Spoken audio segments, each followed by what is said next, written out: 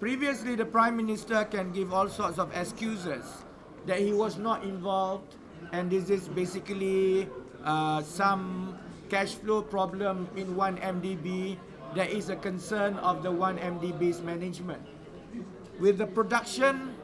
and revelation of Article 117, it means that the Prime Minister is directly involved or in the knowledge of most, if not all, of the important transactions involving 1MDB that are now the subject of joint investigation of the 1MDB task force involving PDRM, SPRM and also AG among others. The first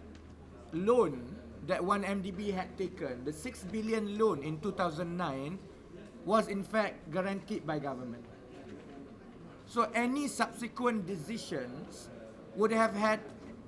an impact on 1MDB's financial viability and directly also will impact the guarantee given by the government for the first 6 million loan.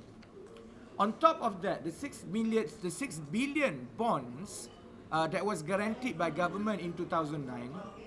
most of that money reportedly went into the ventures with Petro-Saudi and the subsequent controversial transactions that until today we have not had proper answers, and most importantly the alleged transfer of close to 1.2 billion ringgit, if I'm not no 1.2 billion dollar I think,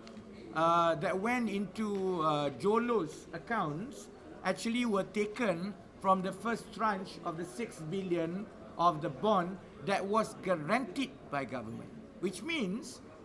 any transactions in relation to that 6 billion ringgit would have to obtain the consent of the Prime Minister first. I think this is where it's going to be very slippery for the Prime Minister. If the call before this is for him to step down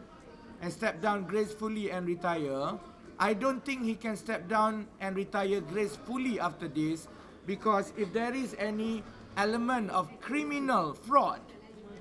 that buck stops with him and he would have to be hauled as well to be investigated for criminal fraud as well.